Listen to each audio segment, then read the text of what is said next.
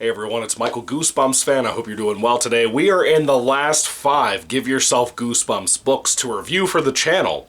Last night I did Wicked Wax Museum. Really great book, really enjoyed that. Today I started off the week reading another GYG book, which is book number 29, Invaders from the Big Screen. What a letdown of a cover, number one. I kept avoiding this one because the title sounded cool. It sounded like it'd be about movies, which it is. The entire book is about movies. I'm a big movie guy, as many of you know, and so I was excited for this. I kept waiting off over the years to get around to this one, but I figured it would probably be fairly special, and I think for the most part it kind of was. Not an amazing read by any means, not like a super big recommendation from me, but a good one nonetheless. Anyway, Invaders from the Big Screen.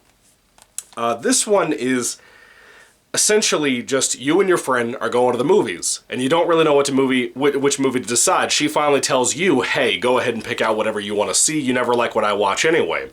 So you have 3 movies, excuse me, that you basically had to pick from. The first one you have as an option is House of 100 Horrors. This one, from the title alone to the actual movie itself that you're involved with, which we'll get to that in a moment. By the way, these are Choose Your Own Adventure books. In case you don't know what that is, basically you read the page, at the bottom you have a couple of options, sometimes up to 3 or 4, and then you make that choice and you go backwards and forwards in the book to make that choice, to go to the next direction you want to go in the story. It's a very cool way of telling a story.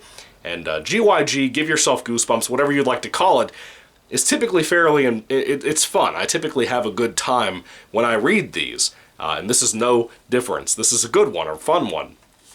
And this for the book, overall, I think this book was pretty fun. I had a good time with it. Every single story has some element to it that I enjoyed. The first option here, though, the House of 100 Horrors, is very much kind of like an Evil Dead mixed with like House on Haunted Hill, which is probably a big inspiration for R.L. Stine if I had to bet.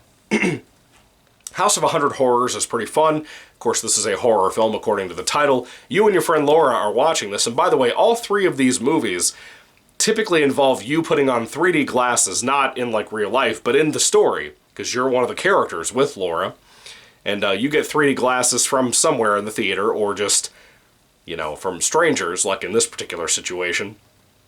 You put them on, you get sucked into the film somehow. And the only way to exit these movies is to either solve the problem, or to find your 3D glasses again, put them on, and get out of the movie. Basically what will happen in all 3 of these different stories you can get involved with. But let's stick with this first story, House of 100 Horrors. I wish it was 100 Horrors. That's really throwing me off as I talk about it in this video. House of 100 Horrors.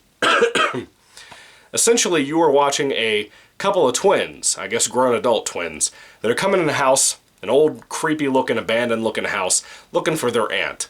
And there's a lot of things in this place. There's like secret compartments, secret passages, passageways, whatever, throughout this whole building, this house. And it's pretty cool. There's some cool things like a suit of armor that's just kind of wandering around the halls by itself, and you're not really sure if there's somebody inside of it, why they're in it, are they going to hurt you? There's some cool stuff like that in here.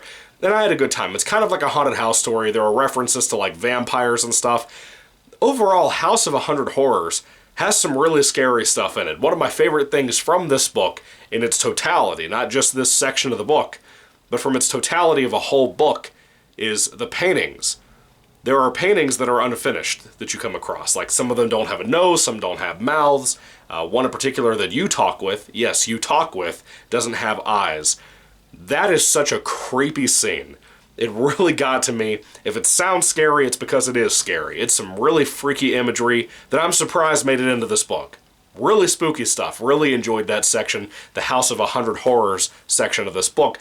That takes up a good, probably 50 pages out of 135, 138, whatever it is in length for this book. That one is pretty freaking good. I loved it a lot. Moving along to the next film, though. This is kind of like a more of a sci-fi James Bond type of thing. It's called Agent Z versus Dr. Aqua. Of course, the villain in here is Dr. Aqua. He's very water-themed. And this one's kind of a spin, too. It's not just you getting sucked into the film. You can either try to solve when Dr. Aqua escapes the movie theater. He escapes the movie screen and comes out into your world. Everything starts flooding because of Dr. Aqua. You can either jump in and help Agent Z in his reality, in the movie, to try to stop Dr. Aqua at his fortress, or you and Laura can try to stop Dr. Aqua in your reality, in our reality. If you make the choice to stop him in, our reality, that's kind of boring. I really didn't care about that one that much. But when you do the Agent Z stuff, it's kind of fun doing the underwater stuff, seeing the gizmos and gadgets that this particular agent, again, very 007-like, has. I really enjoyed all that part, but it's not as engaging or good as the House of 100 Horror section, plus this one in total, either direction you go with the story. Our reality, his reality, all of it feels kind of just quick.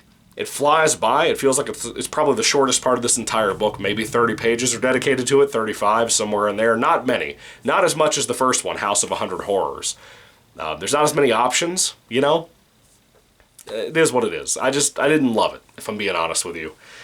The last one in here was probably the weakest of the three films, in my opinion. And they kind of referenced that in the book itself, saying like, this movie probably kind of sucks. It's probably why there's not really anybody in here watching this movie. It's called Going Ape in Blastovision.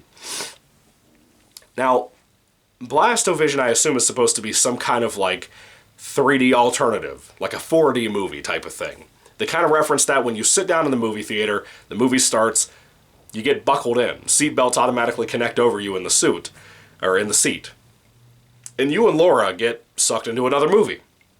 This one involving a massive, enormous monster ape, kind of a King Kong thing, but not as big.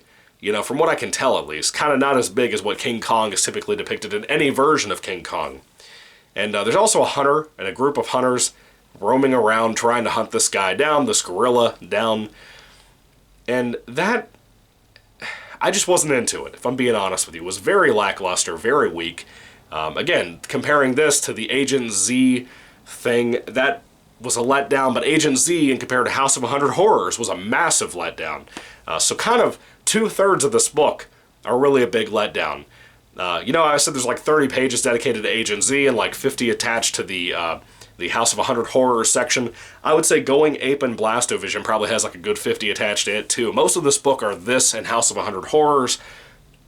2 of the 3 films in this movie, or this book, are just kind of disappointing. I didn't really love those 2. But House of 100 Horrors saved this book. I mean that. I really do believe that. If you really just kind of want to read a scary thing, House of 100 Horrors is genuinely scary.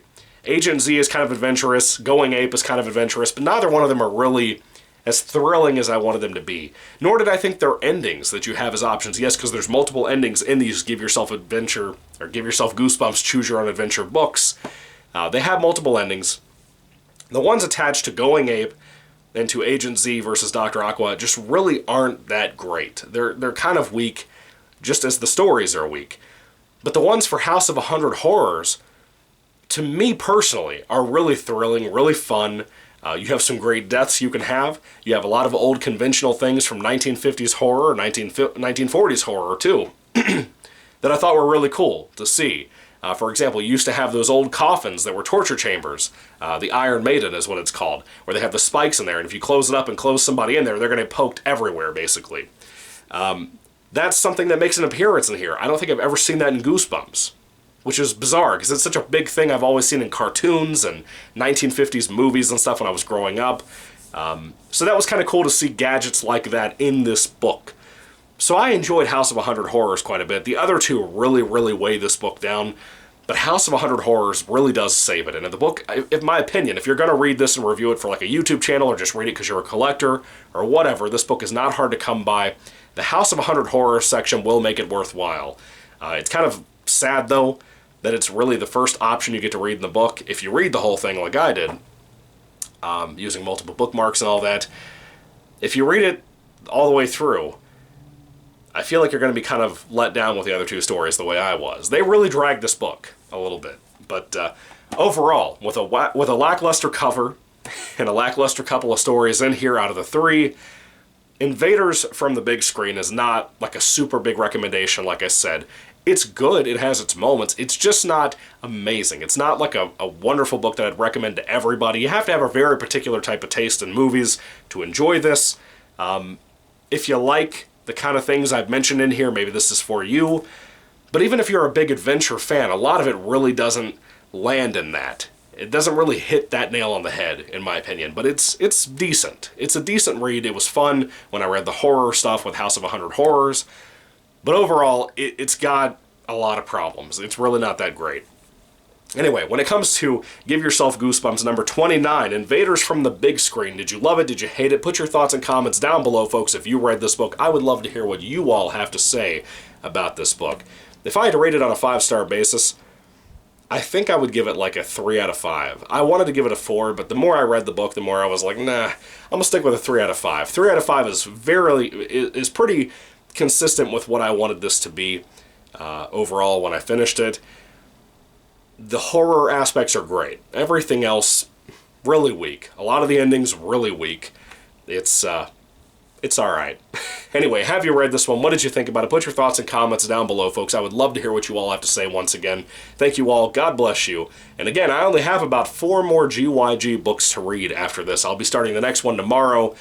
In the next couple of weeks, we could be done with all of it, which is crazy to me. Then I'll rank all the covers, and I'll rank all of the books from GYG from worst to best. And I'm really excited about all that because there's a lot of bad GYG covers and there's a lot of really good ones, but this is a bad one, dude. It's kind of a dull of a book. Now I have to go work on my ranking list to figure out where I'm going to put this at in my list.